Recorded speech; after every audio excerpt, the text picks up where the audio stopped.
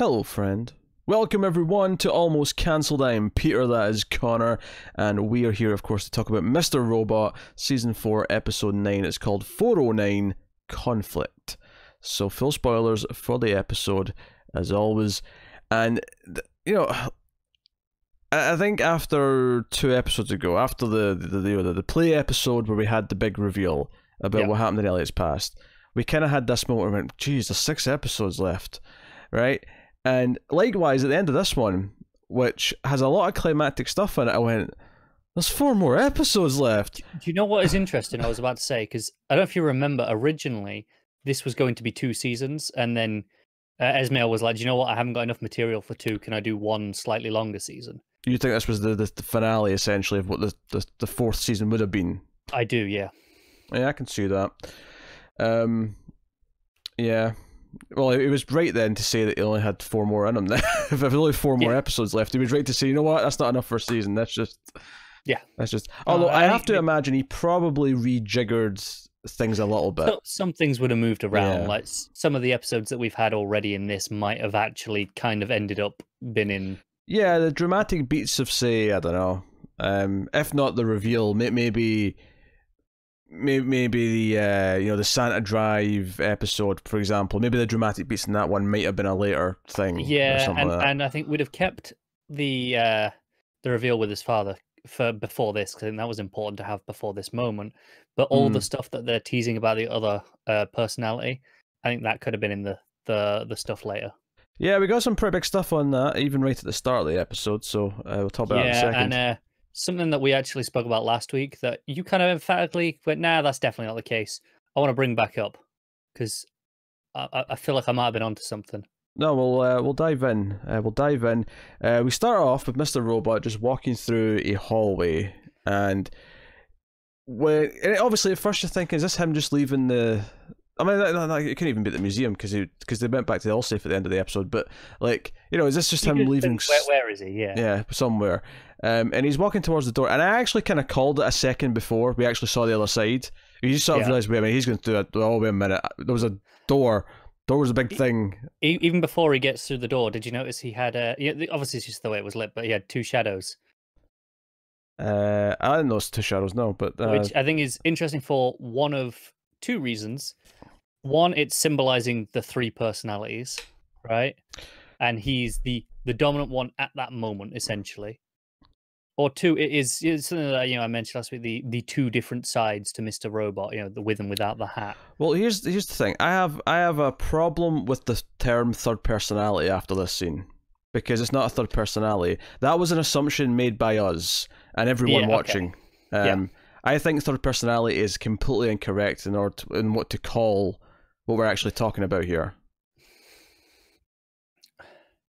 I'm not sure it is, in the sense that I don't think the mother or the child ever have control. I never said they did. I wasn't even talking about them. No. But what I'm getting to is, so those are more like the subconscious devil and angel on the shoulders, whereas Mr. Robot, Elliot, and the third one, would have the potential to have actual control of the body and be themselves. So I think that's why I distinguish them right now.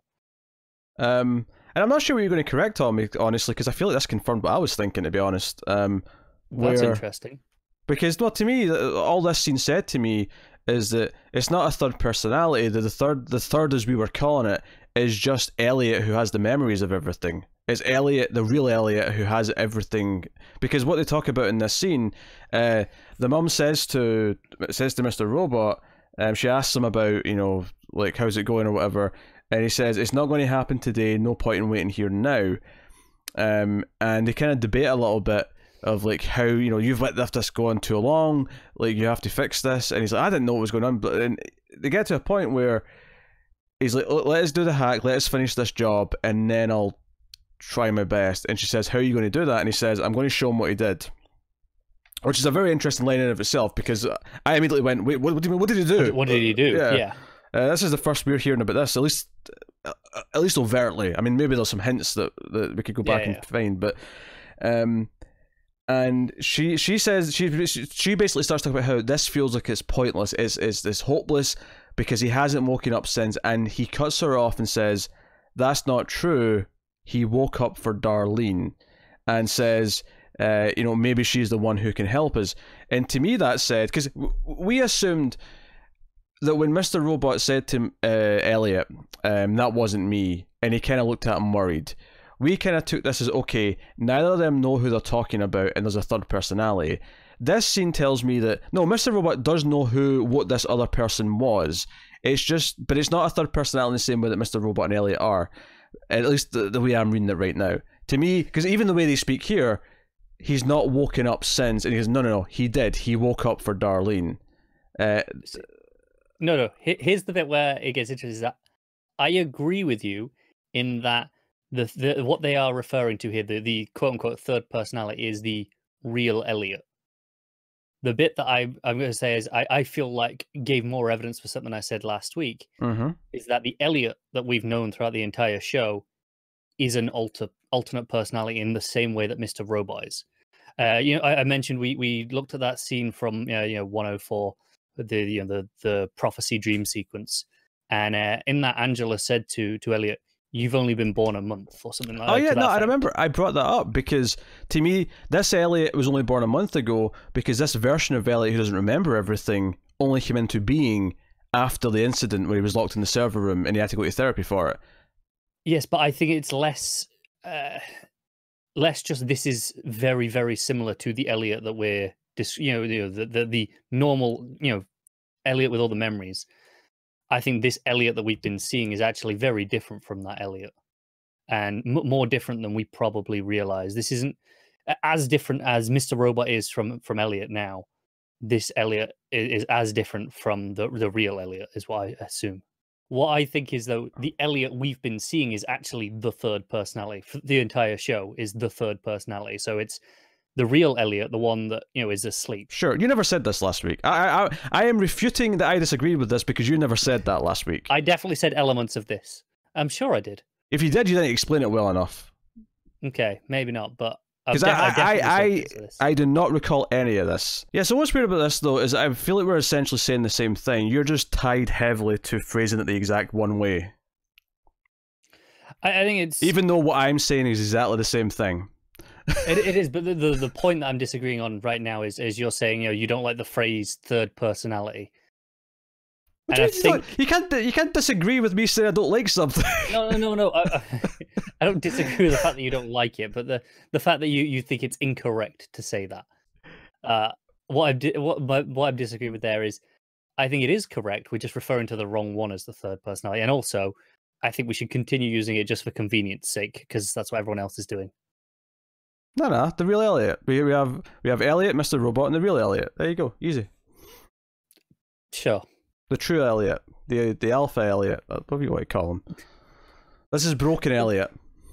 It is, yes. Joe, I was seeing some comments during the week about the different personalities in general as to in reality, how when this happens from people who have gone through that sort of abuse, and it was comments from people who were care workers in this environment, talking about how there are often three personalities.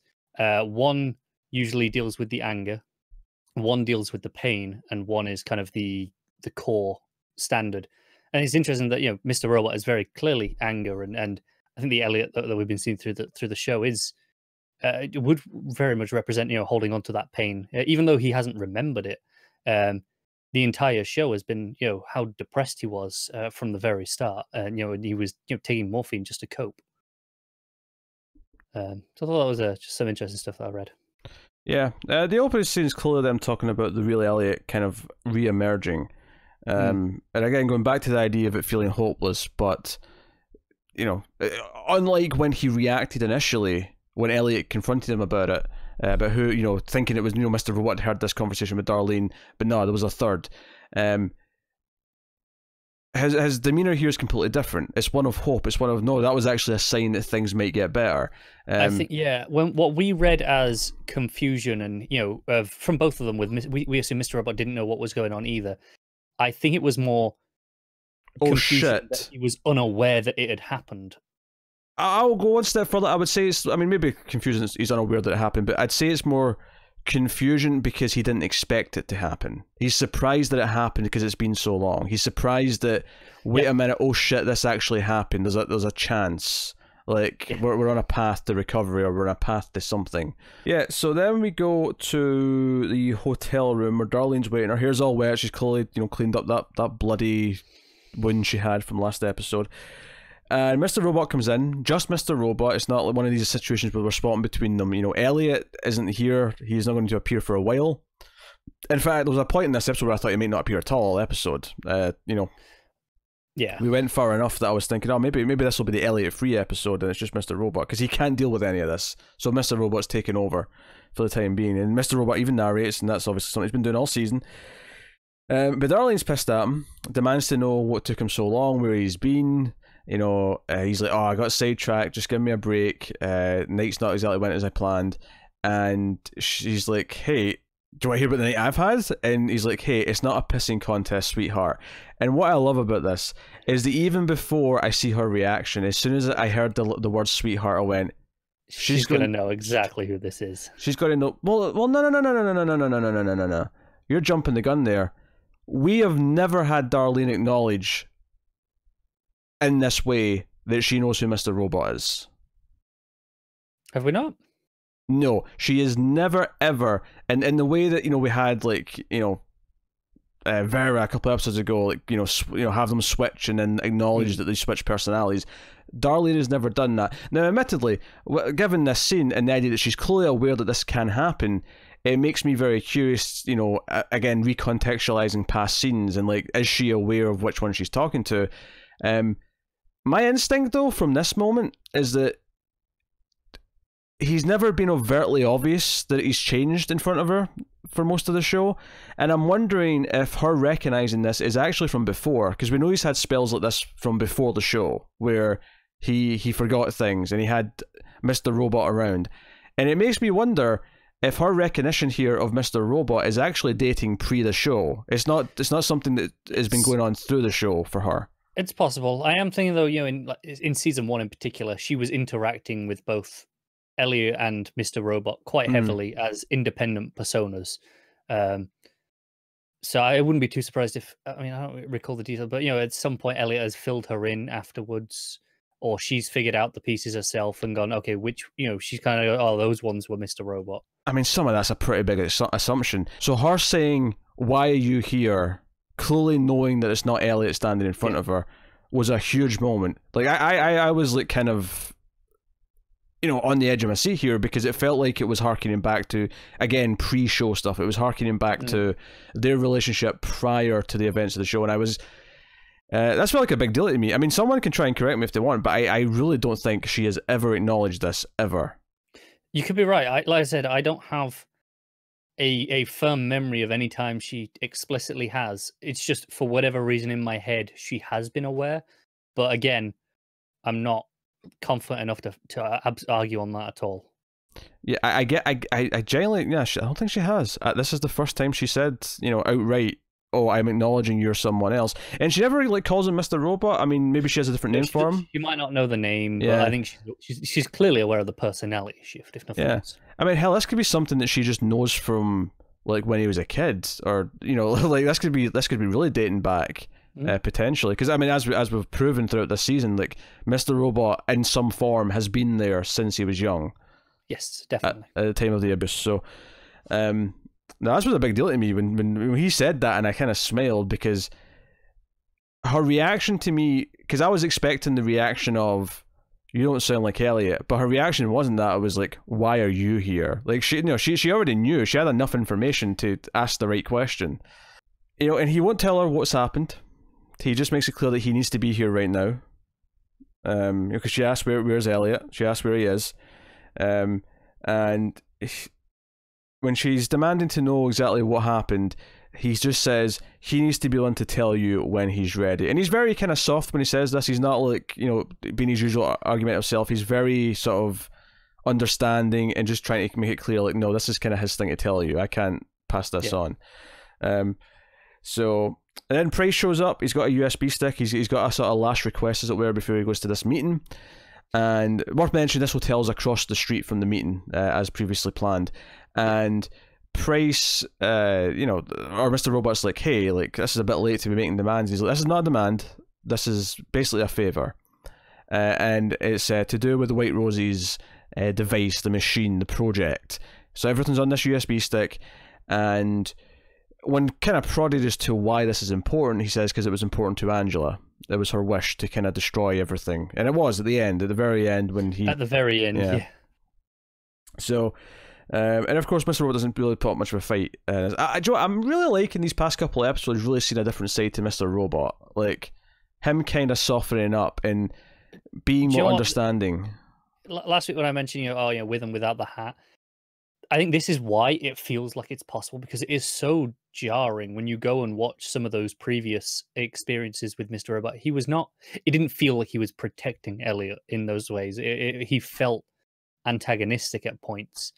Whereas this does feel, actually protective and caring. And like I say, he manages to be soft in some of these scenes. Yeah, and he's got his hat on for all this episode, for the record, just to make that clear. So he's in protection mode. Favorite part of this, well, not favorite part of the scene. The favorite part of the scene was definitely the sweetheart and the reaction to it. But my second favorite part of this was, again, Darlene's reaction to something. When Price mentions Angela, the camera kind of spins round, staying on him, but reveals Angela kind of over his... Not Angela, sorry, that'd be a really weird moment. Reveals Darlene over his shoulder, and she's just kind of like, no, I'm like, wait, what? Yeah. And it's not until after, and I kind of clocked, I was like, oh wait, she doesn't know what his relation to Darlene, to Angela is.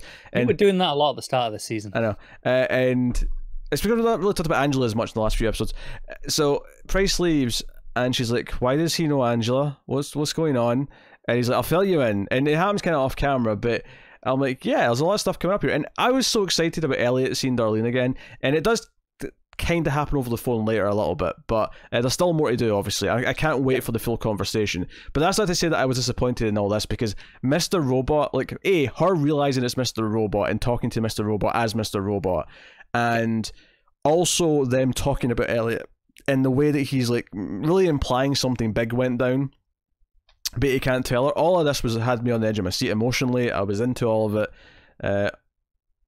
All of it was working. Oh, this has all been excellent stuff so far. Yeah. So then we go to Price entering the building. There's a lot of symmetry, not only in him entering the building, but when he gets in the building. When he's getting in, there's like a big red, carpet going up these stairs into this. It's like a, big Colosseum museum style building, and he's going in, and when he gets in, the floor, it's all these square patterns and everything's diamond shaped. You know what's funny is just the visual of this reminded me of Twin Peaks. Oh, I can see it. I did note down actually that as he's going in, one of my favorite little touches is that he's walking at a fairly steady pace, but when he gets up past the second, because it's like it's like one of those things where there's like a flight of like 8 or 10 steps, flat sort of stretch, 8 or 10 steps, flat stretch, 8 or 10 steps. When he gets to the second flat stretch, he kind of slows down and kind of just... I mean, remember like cut to his face around, where the camera's behind him the whole time, but there's just this moment of like slowing down to kind of like acknowledge the situation he's in, to sort of comprehend what he's about to do. There's a little human moment. Savor the moment a bit. And all it is pacing. All it is the pacing of his walk changes for a little bit. Yeah. And he goes, and he continues on. I will mention that from this point on, there's a lot of cutting between things, so I might say things in slightly out of order as they happen, because it's cutting between whatever, Mr. Robot and Darlene are saying versus what Price and Zhang are saying to each other. There's a lot of back and forth throughout this chunk of the episode. So we come back to Darlene and Elliot, or Mr. Robot, I should say, and she's just kind of surprised about the Price and the father thing. Why didn't she tell me? And he kind of rightly says, well, maybe she didn't know, and she didn't until the very end. Yeah. And she says, I really miss Angela. And Mr. Robot looks at her and says, oh, I don't want to have like a conversation. You don't have to talk about it. I just really need to say that. And he's like, okay. And it's just this kind of... I don't know. There's, like, it's kind of an awkward moment, isn't it? Because obviously, if it was Elliot there, he'd be saying, me too. But because it's Mr. Robot, he just doesn't quite have that same connection. And I know we have a different actor actually playing Mr. Robot, but it's amazing to me how just the chemistry and the relationship changes. now that she knows who she's talking to. It feels different to every other time she's talked to Mr. Robot. Oh, definitely, yeah. So really great stuff.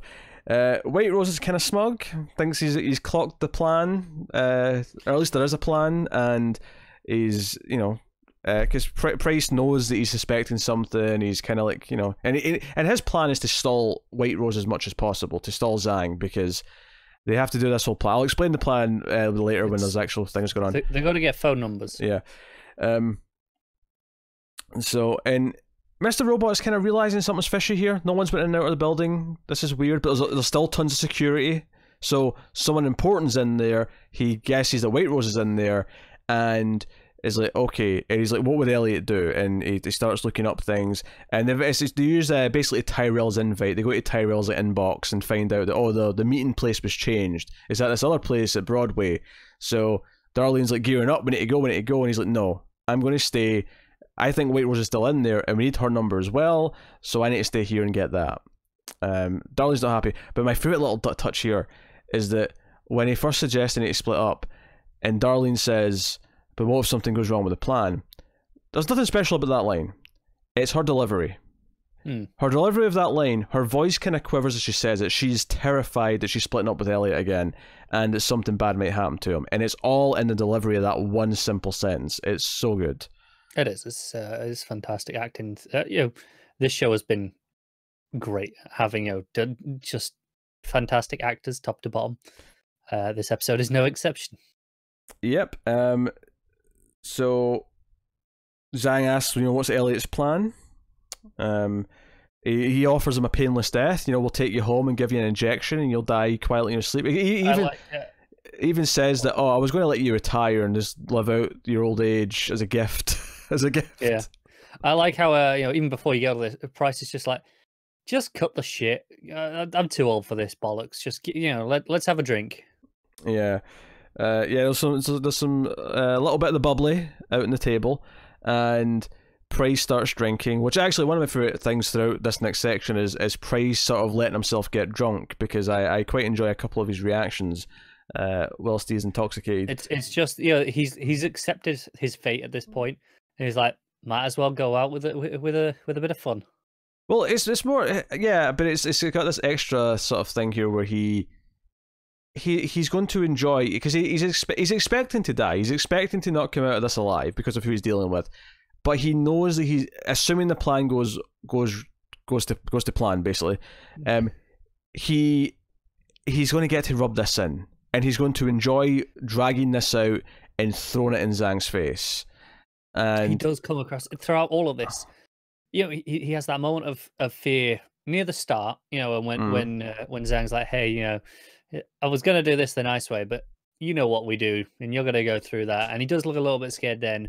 But after a while, maybe it's some liquid courage. He just kind of like, screw it. I'm gonna revel in the fact that he's not winning, but that Zhang is losing, and he does get kind of smug for the rest of the episode.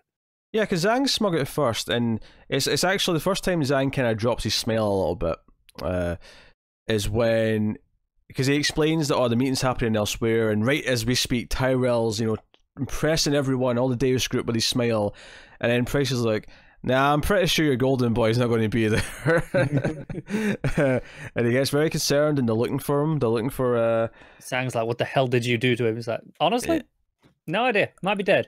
Who knows? Yeah, and the assistants there, they're talking in Mandarin, and they're getting very upset with each other. She wants to postpone things, delay the whole project, and he won't have that.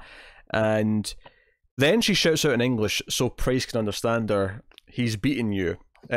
He being Elliot, for the record. And Price looks gleeful. It's the way he turns around. It's the way, because he sort of like, his head's like, he's like, oh. Do you know what it is? Is the I'll fetch the popcorn meme? Sure, yeah. That's Price doing that in just in a perfect reaction. So here. Yeah, so the assistant walks out, and this is my favourite moment from Drunk Price, is that as she walks past him and huffing out, he sort of has this thing where he kind of like looks around twice and has this like, Joe, it was like that gif of Winona Ryder when David Harbour got that award, and she was just sort of She's looking around like, drunk. confused and Yeah. drunk, but then every so often the awareness of what was happening. But yeah, it was him overreacting to the moment, and then he cracks a line about, "Oh, that's bad management. You know, when you're good employees storm out, that's bad management." Yeah. Oh, dear. He's just completely living it up at the moment. Yeah, I actually don't believe he's that drunk. I think this is 99% just him enjoying it. I do as well. Yeah, I think yeah, don't wrong. It might enhance it a bit, but he doesn't have enough to be drunk. Yeah, nowhere near. And it is mostly just, like I say, he's accepted his fate, and he's like, screw it, I'm going to enjoy what I can. So next, Darlene gets to the new location, and she looks at all the security, because there's literally security guards from the Dark Army, like not just at the entrances, they're spaced out every like 10 feet around the entire building. Like that's what we see. Yeah, and then we have a fantastic one. Yeah, she says to herself, "How the hell do I get in?" And the camera goes from her, goes into the front door with one of the guards, and it goes in. There's the back of Trump's head as one of the people at this party. Yeah, some Saudi princes are in there. Yeah. So you get the sense this is all the 1%, all the most powerful people, part of the Deus group. And the camera's going around, the music's really pulsing, really, and we haven't even got into the best music of the episode, but there's a very... there's some phenomenal music in this episode. But there's some pulsing music here. And this one is wonderful because it does this great thing where it bluffs out us when we think we know what's going on. And it's not that it expels something out and then changes its mind. It's that it basically knows its audience is smart enough to kind of see why the wonder's happening, and then says, "No, that's not what we're doing." It presents an option that you go, "Oh, I've seen this in other things. This makes sense." Yeah, it follows through this party. It gets to one of the waitresses who's, giving out, glasses of champagne or whatever, and it follows her back into sort of the kitchen area, and she grabs her coat, she's going to go out for a smoke break, and we follow her down the stairs, down to this back employee entrance. And as she's going down the stairs, I was thinking, oh, this is how Darlene gets in. She's going to somehow sneak into the employee entrance because this is why we're going down this path. And then when she gets outside, the security guard says, "No, this entrance is off limits even to employees tonight. Go back in." And the camera keeps coming out and goes to Darlene, and she's like, "Yep, that's not happening." And I'm like, that was genius. You just played me. You played me, making me think, oh, I was working it out. I was figuring it out based on your camera work. Yep. And no. So, it was, and like, this is the sort of thing where some people might claim is indulgent in that, okay, we have this one hour that a lot of it you don't need necessarily, to tell your beat that you want. You could in a boring way show the front entrance, Darling go around to the side and see someone get sent back in and be like, "Oh, still not happening," and you get it. You still go, right, okay, points made. But that's boring. This show just, it goes all the way through. It shows you the decadence and all the people. I don't think this is indulgent at all, and because it does a lot of things with what it's doing. First of all, it creates the energy by having it in a oneer. That's what a oneer usually does. Yeah. Number two, it establishes what the people in there are like, what they look like, what the feeling of the room is, which is important for the sense because soon we're going to see them react to something. So we have to get a sense of what it's like when they're all smug and think they're all the most powerful people on the planet. And it sets up the idea because, you could just cut to this back entrance, but watching us follow someone who uses that entrance out from the other, from the inside to the out, right, from the same shot, it gives it this sense of two things. One, it gives it the sense of, okay, this is an obvious path to take, and it makes it very clear and surprises us when it's not an option, when the guard says, "No, you can't use this, go back inside, it's off limits." But the other thing it does by coming all the way back out to Darlene is that it gives you this impression, by doing the winner, that Darlene has literally walked around the entire building. It gives you that feeling without showing that Darlene's walking around the entire building. No, I look, when I say you could accuse it of indulgence, I don't agree with that. I love this. I was just more saying, I know there are people who feel the show overindulges itself. And I think this is, things like this are probably why some people have that opinion, even though they're wrong. Then why bring it up? Why give them time? It's just, it crossed my mind. I was too busy enjoying good filmmaking to care about other people with their shitty opinions. So was I. I'm just, this wasn't in my mind as I was watching it. Just as I was thinking about it later, I'm like, yeah, that's probably why people think that. So she's outside, she can't get in. She looks up and sees a poster on the side of this scaffolding. There's a building sort of being worked on, and it's got like a you know, the kind of F Society looking mask kind of on the dude who's in it, who's using actually using a computer, I think. No, I'm thinking about it. And she goes into a costume shop, and it's kind of cutting back and forth, like I said here, but like she goes into a costume shop, she grabs a couple of things, and the shot ends on just this F Society looking, you know, V for Vendetta mask, like facing the camera. Yeah. And I'm like, okay, well, because I didn't necessarily think she was doing something with the F Society stuff yet. Like, I was like, okay, that was a neat touch. She had the F Society mask in this costume shop. I thought she was going to use the costume shop for something else. I did too. Yeah. It was more just a, hey, look, you know, this was always in plain sight sort of thing. And, you know, it's just a look at the, you know, wink to the origins of the seasons. Yeah, it's gone by. So then we have what might be some of the greatest 10 minutes of television in the history of television. So, Price is with Zhang / White Rose. I'm going to say Zhang at this point because I'm going to use White Rose specifically because Elliot kept calling him White Rose no matter what. But I feel like for the sake of differentiation between when he's in the business suit dressed as a man and then when he's dressed as White Rose, I feel it's good to distinguish. No, I between agree. I even though they are undoubtedly the same person, they do feel fairly distinct. Not as distinct as, you know, Elliot and Mr. Robot, don't get me wrong, but there are differences for sure. And you know, Price here is always referring to him as Zhang. You know, it's what he knows him as. And I don't know if Price is aware that this is White Rose, or I assume he probably is. So the phone rings, and it's Price's phone, and Zhang's like, "Who is that?" Because this is not saying, you know, who it is. It just says, you know, unknown number. And he picks up, and it's Mr. Robot. Obviously, he's just here, Elliot, because Zhang, unlike Darlene, can't tell the difference. No, and why would he? He doesn't know Elliot well enough. So he's talking to him, and he says he wants to meet him face to face. And I love this bit of continuity here, this callback, where Mr. Robot says, "You once told me you would never meet face to face again," and that's true. Back in season 1, he said that to Elliot. And what I love about this is that even though I do suspect they will meet face to face, you know, after this, I love that it waited until this point in the show. Like, it wasn't like we had it in season 2 and then in season 3. They've avoided it. But Mr. Robot, of course, says no. Over the phone's fine. But it is worth mentioning, the happiest that Zhang ever gets in this episode is when he's talking to what he thinks is Elliot. You know, he's all smiles. He seems to care about him. He, you know, and I don't mean cares about him the way Mr. Robot does. I mean cares about him in that he has an interest in him. He has a vested interest in him. He feels like this is his way in. So, yeah. And then, of course, he says, you know, why don't you drop what you're doing? Because we can work together. You know, I'll give you everything you want. I'll give you some valuable information. He's like, why would I trust you? He's like, well, let me earn your trust. Let's talk about your friend, Angela. And it's as soon as he mentions the word Angela, the music starts to get really freaking good.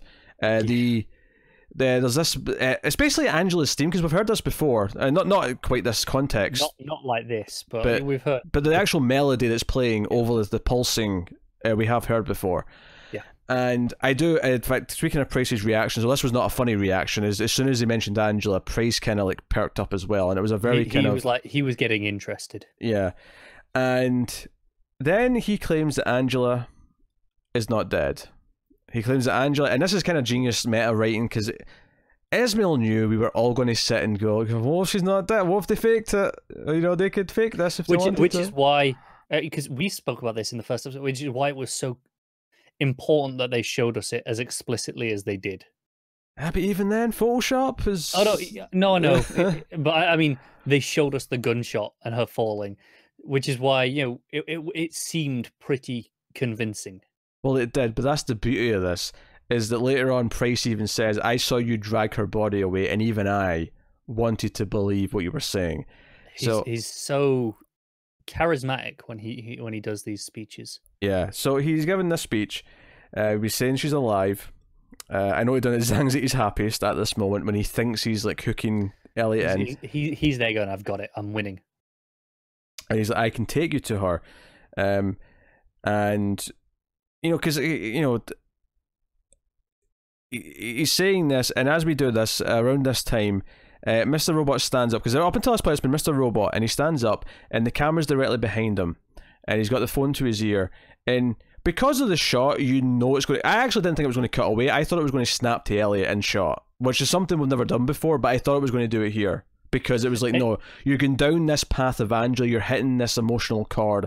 I felt like it was going to, for the first time ever on the show, just go like that and just snap cut to it seemed Elliot like standing there. it could have done.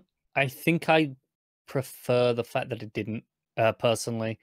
I like that, Mr. Robot often, literally walks away. They always move out of frame, and when they swap, usually, or in this case, the shot cut away. I like that it's not just a snap swap. There's a reason to do it once towards the end. There's a reason to have that as an effect because they never do it. There's power in it because that's not how they typically do it. I get that. I'm not saying they should have done it here. I'm just saying I don't agree with the idea that they shouldn't do it ever. No, I'm not saying they shouldn't ever do it. I'm just saying I don't necessarily want it either. But I mean, if they do, sure. But it switches to Elliot when it cuts back to him. Against the back of his head, and he turns round.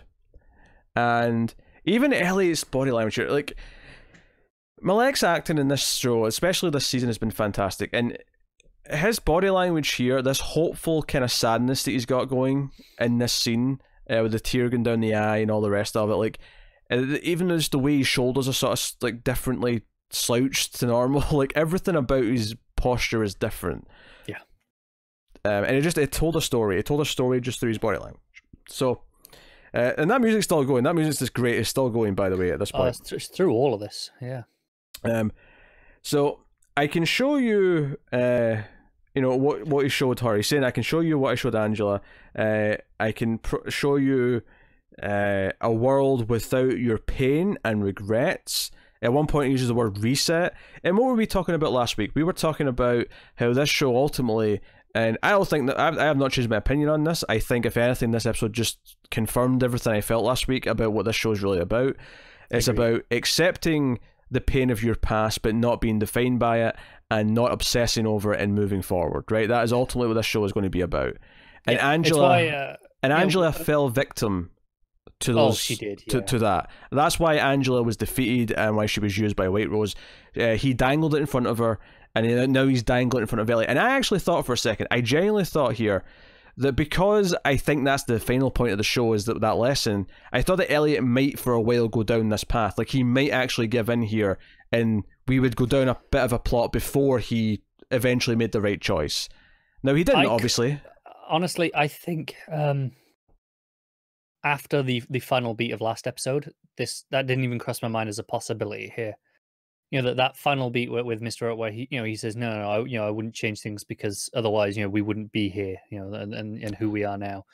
I think if that moment hadn't happened, I probably would have been thinking the same. That makes sense. I think it's about the temptation, though, right? It's about him dangling this in front of him, and it's what Price says later. Even though I saw you drag her body away, I still wanted to believe, and yeah. I love because there is a moment where you think he might even go down the path before he starts saying things. Obviously, you kind of breathe a sigh of relief when Elliot says, "No, that wasn't Angela. You turned her into something else."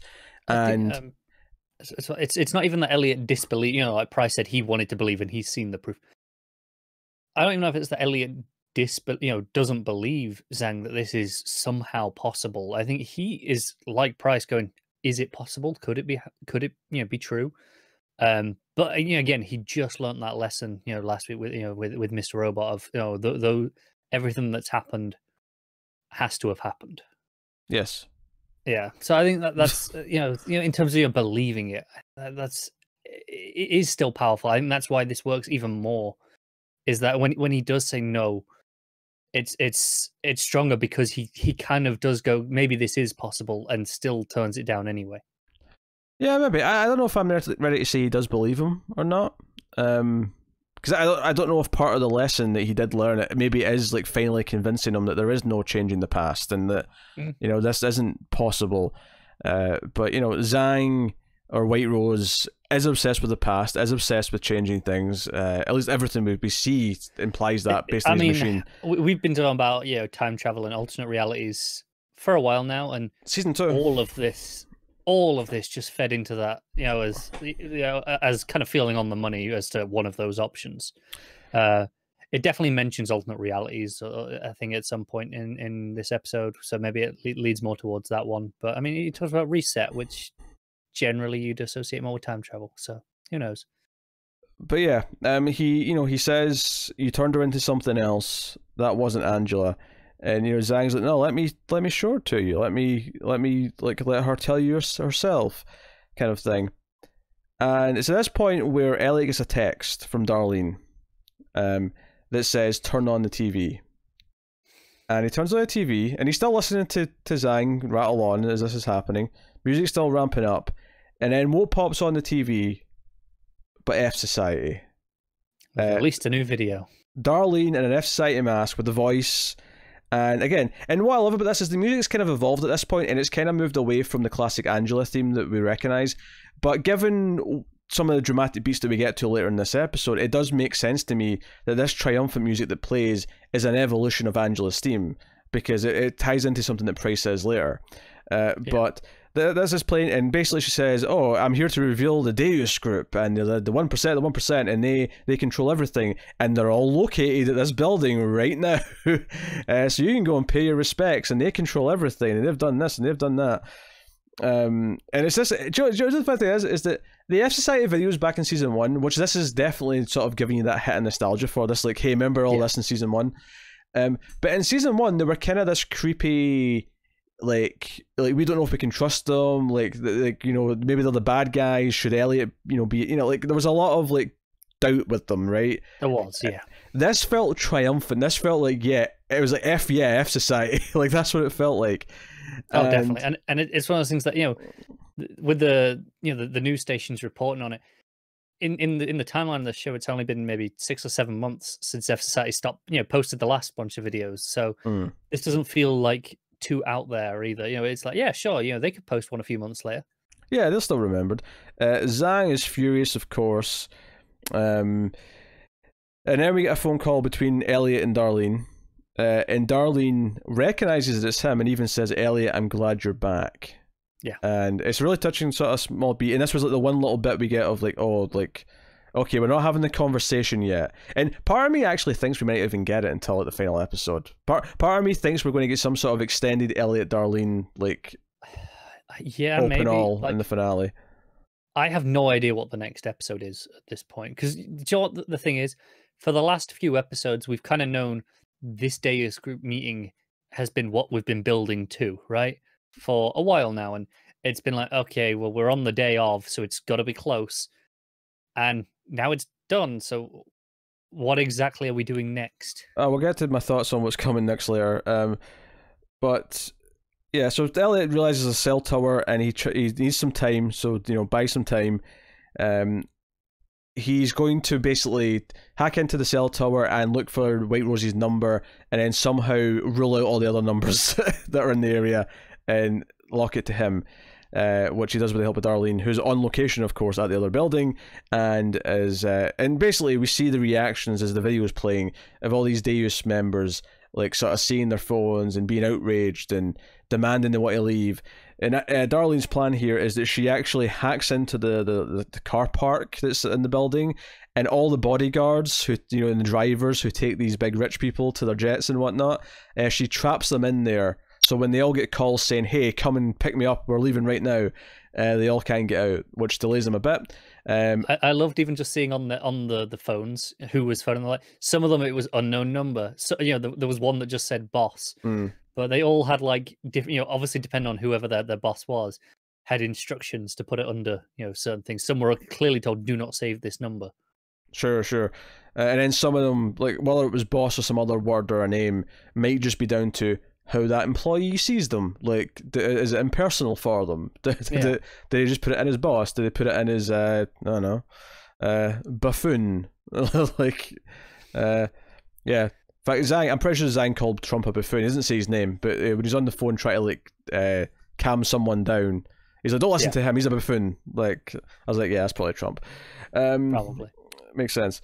I did notice that Trump was a greedy bastard. He took 2 of the whatever food it was. Yes, I did notice that. Imagine if they somehow tricked Trump into actually appearing in the show properly. Like, if they said, "Oh, we want you to be a TV show. You're going to be a guest star." You'll just be like, tell him, look, it's a TV show. You'll be on a national audience at the very minimum. There's international deals. All you have to do is show up to a fancy party and eat some food. He'd be there in like 10 minutes. I love how from just the back of the head you know exactly who it was, though. It's do you know what? Sometimes being a moronic prick has its benefits to, you know, when you're that recognizable. So, and then of course there's obviously public who show up, because eventually the rich guys are going to just get to cabs, but then there's like all these the mobs of people who show up based on the F Society video. So Darlene's done a pretty good job of stalling everyone. As this is going on, you know, Zhang's yelling, "What? This is the master plan." You think like I'm terrified of being doxxed, and Price is like, "Hey, I'm just as curious as you are. I don't know what this part," because I mean, Price doesn't know this part of the plan. This has all been improvised, so he's like, "I don't know what's going on." Yeah, and I'll be honest, I'm not sure how much of the plan he knew anyway. Beyond, okay, you know, they did the phone, you know, the phone numbers, and we're going to get the money. Yeah, he knew the broad strokes, sure, but I don't know if he knew the details of how they were planning on pulling it off.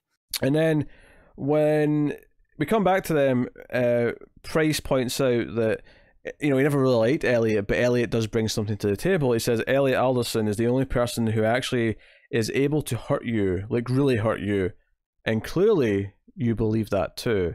And Zhang looks absolutely pissed. Is it this bit where Price calls Elliot my favorite thing in the world?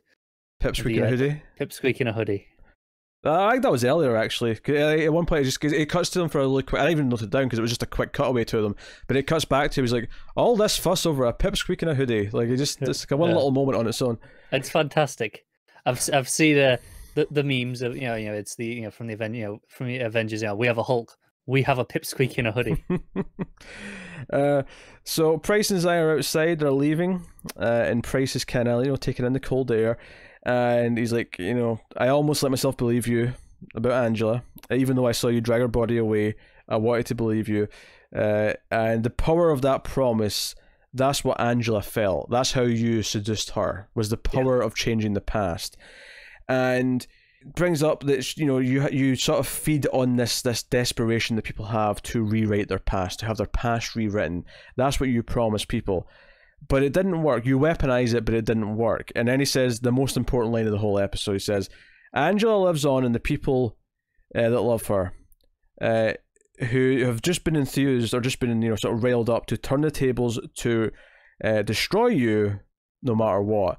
And that's why, going back to the music earlier when I talked about how Angela's theme kind of turned into the triumphant music as the plan was kind of starting to really come together, it makes sense, because this idea that the inspiration of the tragedy of Angela, instead of being this thing that made Elliot and Darlene close up and, you know, like basically do what Elliot did because of his trauma in his childhood, instead it became this, no, she's a martyr, we love her, we are going to fight harder. And arguably, without the death of Angela, would they have even been motivated to pull this off? Would they have had the passion to do this? Maybe not.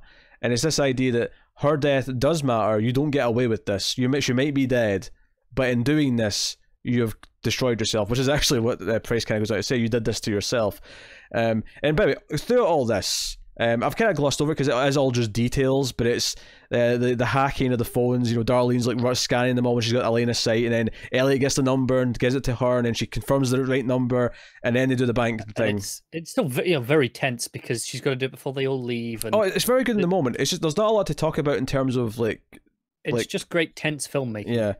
It's really good, and you know, the elation when it kind of goes through. There's a moment where Elliot stands up and him and Mr. Robot are seeing eye to eye. It's like perfectly symmetrical in the framing. Really good stuff.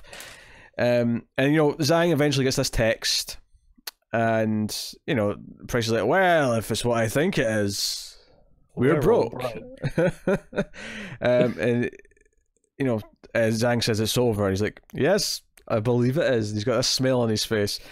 And he's, you know, and Zhang gets pissed again. He's like, "Where's my effing money?" He has been shaken to his core. He is not in control. This is the first time we've seen Zhang not be in control. You know, not including his flashback, of course, because obviously he wasn't in control there. So he gets really upset, and he brings up something that was in the previously on, which was a nice thing to put in there because it was nice to call back to this. Because Price actually quotes himself and says, I told you before, I'm a what's the word he used? I can't remember the first word, but mercenary, there you go. I'd rather see you lose than win myself. Your dream of another world is as good as dead. And then I actually laughed out loud at this last line he says to him. I laughed out loud. He says, "You didn't lose the game, you just ran out of time." Because that was such a targeted insult, a targeted dig, because of how he views time, because of how White Rose values time. Yeah, we've seen repeatedly throughout the show the way White Rose will time things and be very precise and exact. Even at the start of this whole sequence with Price, not this scene, when he goes in to the hotel, Zhang's like, "Oh, I'll be uncharacteristically late, but I'm sure they'll understand." And even then, it's like, okay, this is important enough for him to break his rules on time and punctuality. Immediately set that up and kind of reminded you of that kind of trait, should you have forgotten, because we haven't seen much of it this season. And it's this line. Lands. Yeah, it's this line where Zhang loses his temper and shoots him. And I always kind of got the impression here that Price kind of is forcing him to do this. He knows he's going to do it. He's goading him into making like an abrasive move that he's making him pull out a gun and shoot someone publicly in the street. He's making him be as impulsive as he possibly can without thinking about it, making him be reckless. And we end with this shot of upside down, not the episode I mean, but like we end this moment with a shot of upside down Price as Mr. Robot kind of rounds out the narration. That was at the end of the 1% of the 1%. Obviously Elliot's outside by this point, and Zhang, as he's been escorted by his like henchmen into the van, catches a glimpse of the back of Elliot. Like he thinks he sees him in the distance, and we go to we end with Zhang's house. The FBI are at the door. They're coming in. We've got a warrant for your arrest, presumably because he shot a person in the middle of the street. Cameras everywhere. It's New York. How far that diplomat community will go. Yeah, diplomatic community. Yeah, giving you a freebie on that one. Yeah, you asked for it. And we go up very quietly to the bedroom where Zhang has become White Rose, as I have phrased it as suiting up as White Rose, is looking at the mirror. And as this is happening, we hear gunshots. There is a firefight happening between the FBI and presumably Dark Army soldiers that are protecting White Rose. And all I could feel from this ending, this final moment, as it cuts to black, as White Rose is not being phased by the sound of all these gunshots, is that White Rose has nothing to lose now, and now has an enemy. That to me, this is like the villain has been wounded, and is taking the worst possible form. Because now, I'm not saying that White Rose is going to necessarily want to kill Elliot or come after Elliot, but Elliot did do this. Elliot did everything that just happened to White Rose. Yeah. What's interesting is while I don't disagree with anything you just said, I kind of took this a little bit differently. Mm-hmm. For me, this kind of mirrored Price a little bit. Once Price had kind of accepted his fate, he loosened up, he became himself, and just kind of went with it. And this kind of felt like that for me. White Rose accepting a fate, so was facing it as who she is rather than as Zhang, because it's Zhang they've got the warrant for. Oh, absolutely. But I don't think this is not the end of White Rose. Oh no. But I think she has been taken in by the FBI here. I don't think the soldiers down there stop them all. I don't know. It wouldn't shock me if we find out the Dark Army won the fight. We know how. We could. Because we know how severe they can be and how in numbers they are. Because I feel like we're going to have White Rose confronting Elliot, and I don't see how that happens if White Rose is in an FBI jail cell. That confrontation is going to happen, and I don't think it's going to be there. Unless they both get arrested, which, is possible. Maybe FBI will come after Elliot. It is possible, yeah. That's possible too. But then, do we spend the last few episodes in a jail cell? I don't think so. No. Here's a question. All the money that they stole, do we know what they did with it? I don't recall. Not specifically. I don't think so. Because it was never about getting the money for themselves. It was just about taking it away from them. So, do they just distribute it to people? Or I would distribute it to charities around the world. I wouldn't be too surprised if they just, like, every single person's bank account gets the exact same amount suddenly deposited in it. This just shared up evenly. But I definitely felt intimidated by the ending. I felt like I do feel acceptance that things aren't going to the plan in the way that White Rose expected. But because the plan has been changed, I think White Rose is now the scariest bastard on this show. Oh, yeah. I think White Rose is terrifying at the end of this episode, and I think we should be worried. And I think the fact that this episode is so feel-good and so triumphant feeling, I feel like you have to worry that the actual ending of the show might be a lot more of a downer. No, that's it. This is too early for such a triumphant moment, right? Because in many ways, this is exactly what the whole show has been about. Not thematically, but in the literal sense, taking down the top 1% of the 1%. They just achieved that. That was the mission statement from the opening of the show. They just won. So, yeah, the fact that happened, 4 episodes before the end means, okay, there's still some shit to go through. Yeah, and if White Rose does want vengeance for this, or maybe White Rose still believes in the project and somehow tries to get it going in another way, or obviously I have to imagine she's coming for Elliot, if not to extract vengeance, then to kind of force him to help or whatever. Yeah, this is the thing, because we know at this point she's desperate. She's got nothing left to lose. That means, and much more unpredictable, but also there's no way she's given up on a goal of the project, right? So I think it's maybe going to be kind of another Vera situation in the sense of, okay, Elliot, I need you to finish this off now. In the same way that Vera thought he needed Elliot to run his empire. Maybe, but it is exciting getting into these last 4 episodes. And obviously we still have to look at that USB stick and see what the project is. They have that. Elliot has that in his possession. Yep. So we can look at that next episode. And White Rose is scary. These are the big things. And and we are going to get the big Elliot Darlene scene where his past and what happened to him as a kid is going to come out in some way.